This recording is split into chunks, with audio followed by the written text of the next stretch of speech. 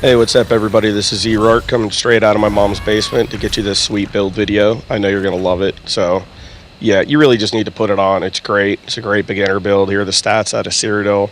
They're pretty cool. Some nice recoveries on the front, better on the back. We'll get into that later. There's some pretty cool passives with this you got going on. Obviously, you can see it's pretty tanky. Now this is in Cyro with Balorgs and Continuous. You got 8.1k spell damage, 21k pen, still tanky on the front. Thick tankiness on the back. I'm going to run Jewels of Misrule just because it's really cool. We got the Apprentice Mundus Stone going on. Here's some buffs that it gets running. Some Vampire Stage 3. Now I had a whole Axes set up and crit set up for this. I didn't really enjoy it as much, so I went back to Swords with Vicious Death. 5-piece on the front bar of Nirnhone main hand, sharpened offhand. Right now I'm running double dots. Back bar, we got the Restoration Staff of Wretched Vitality and Defending. That way you get back bar, you're going to get your 5-piece buff up. I just got some Stam Recovery, Poisons on the back bar. Headpiece is Balorgs in light. I don't have it in medium, Red have it in medium. The chest piece is Trainee. Shoulders are rocking them in medium. The belt, they got medium of Wretched Vitality. These pieces you can kind of mix up a lot however you want. Gloves of Vicious Death in light. But you can kind of switch them around as you want. I'd rather have had the waist in light, but I didn't have it. The boots and the legs in medium, Wretched Vitality. We got the necklace here in infused with spell damage glyph on it. Weapon and spell damage. The ring as well, and infused spell damage. And I got the Mark and Ring of Majesty infused as well. I've been loving that. I had the Death Dealers on. I didn't really like it as much as like when I ran this on the Magblade. I tried Malakath. I wasn't really enjoying it. It was getting you a bunch of damage, and that was really about it. It wasn't really helping with anything else that much. So these are the CP for the green tree. Get your mount speed getting up there. Make sure you're quick, fast, getting to every fight. Because you can fight more if you're there, you know. It's kind of how it works. Now you go to the blue CP. This is all the cool stuff. So you got Biting Aura, Master at Arms, Focus Mending to get you some, you know, thicker heals going. Untamed Aggression, just to kind of help out with Vigor on the back bar, although Wrathful Strikes would be better in total there. Red CP, we got the Celerity, Bastion, getting you some extra damage against shield and buffing your shield on your back bar that we're going to talk about here in a second. Survival Instincts, I run that on everything because I'm a bot. Pain's Refuge, just because, you know, I'm a bot, so hey, got to run bot stuff. You can always run a couple different CP, like Sustained by Suffering or Relentlessness. There's a Riposte in the blue tree as well. Then you get into some skills. We got the Fulminating Rune. The other morph with the pole, it's alright, but I wasn't really enjoying it that much. Now this morph, it's kind of backwards. You should be getting the synergy damage, and your teammates should be getting that little winkly dink, you know, 6400 frost damage. But the dot's alright for the dot damage, and when you're pressuring just one person to put them down, it's still not that bad. It adds in with your recuperative treatise. The second ability I was using was that stun, the Rune of the Colorless Pool, and it's going to give you minor vulnerability and minor brittle, and then it gives you a stun after 1 second. It's pretty aids. Then we have recuperative treatise, which gets you your major buffs on both bars, no matter what bar you have it on. Now, every 5 seconds, this ability is also going to generate some crux for you. It's going to get you back 600 mag and stam. And if that's not all, then the really cool thing is it's going to add 5k damage every 5 seconds as well to whatever class ability you hit.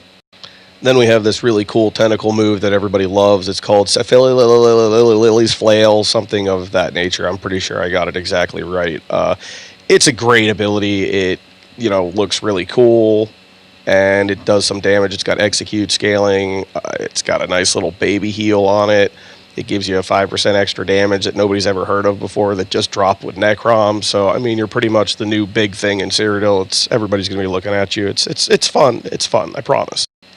Next up, we have the Escalating Rune Blades. I went with the AoE morph to do a little bit of extra damage. It's my main spammable. It makes Crux, and it's kind of a really cool move. I try to think of it as almost a medium-range, Sorky kind of attack that has Plar jabs added into it. If that makes it really doesn't make sense, but let's just roll with it. You know, why not? It's a pretty cool move. We're going to make it work. I'm trying to make everything class abilities other than this kind of ridiculous Dawnbreaker that's slotted on the front bar for damage, and I've kind of found myself using it for the most part because the class ults really are lacking. On the back bar, running Resolving Vigor, Selfish Heal, my favorite heal, the best heal in the game. I mean, it's a god tier heal. It's amazing. We got the Crux Weaver armor. It's going to give me 1 Crux every 5 seconds while I'm in combat. It's your major resolve buffs. It's a really cool ability.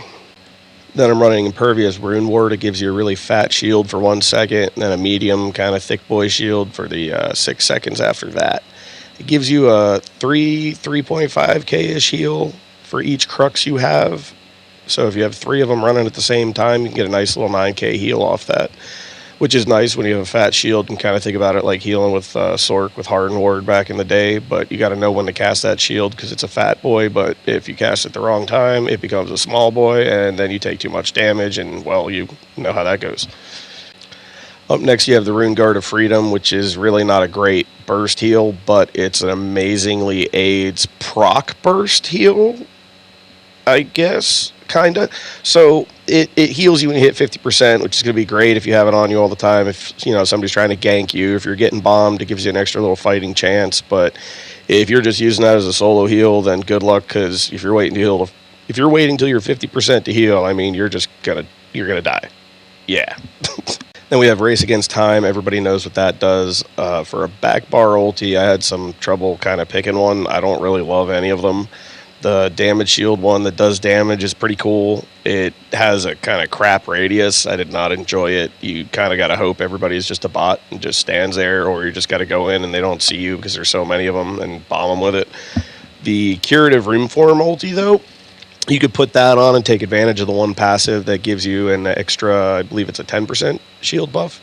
So that'll buff your Impervious Rune Ward and get you stacking some fatter thick boy shields, which everybody loves a thick boy. The Tide King's Gaze ult's kind of fun for chasing people around. I like that. But then if you're bombing people, the stationary one seems to be a lot better for me. I've had better luck with that one. And yeah, that's pretty much it for this build. It's good for 1vx. It's kind of a great support bomber. When it comes to bombing by itself, it's lacking a lot of damage. You can still do it, but with the class abilities, it's not the most beautiful thing in the world. And that's just for me when I'm looking at it. I don't know how people are really going to enjoy watching it. It's kind of lackluster, but I hope you guys enjoyed this. Have some fun on the Arcanist, and have a good day.